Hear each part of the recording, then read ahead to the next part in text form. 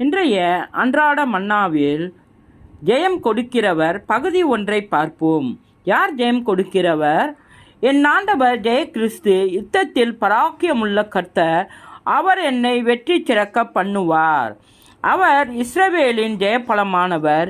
இஸ்ரவேலின் சேனைகளுக்கு முன்பாக பராக்கிரமம் உள்ளவராய் நடந்தார். எனக்கு வெற்றி தரும்படி என்னோடு கூட நடந்து வருகிறார். இயேசு கிறிஸ்து ஒருபோதும் தோல்வி அடைந்தவர் அல்ல. உலகம் மாம்சம் பிசாசை சிலுவையிலே வெற்றி சிறக்கச் செய்தார். அவருடைய நாமத்தினாலே நானும் ஜெயம் பெறுவேன்.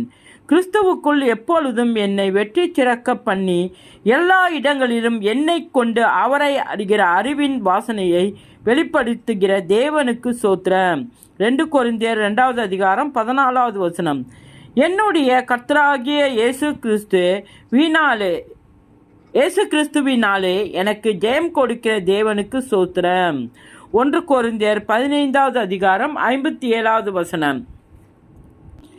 என்னில் அன்பு கூறுகிறவராலே நான் முற்றிலும் ஜெயம் கொள்ளுகிறனாய் இருக்கிறேன். ரோமர் 8வது அதிகாரம் 37வது வசனம். என் தேவனாலே பிறப்பதெல்லாம் உலகத்தை ஜெயிக்கும் என்ற விசுவாசமே உலகத்தை ஜெயிக்கிற ஜெயம். 1 யோவான் 5வது அதிகாரம் 4வது வசனம். இந்த உலகத்தில் எனக்கு உபத்திரம் இருந்தாலும் நான் திடன் கொள்ளுகிறேன்.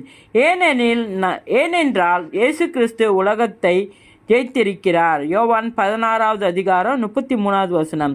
கர்த்தர் எனக்கு ஜெயத்தை கட்டளையிட்டவர். ஆகவே நான் சத்துருவின் மேல் எளிதாய் ஜெயங்கொள்ளுவேன். நியாயாதிபதி 11வது அதிகாரம் 36வது வசனம். என்னாகமம் 13வது அதிகாரம் 30வது வசனம். மாட்சிமையும் வல்லமையும் மகிமையும் ஜெயமும் மகத்துவமும் கர்த்தருடையது.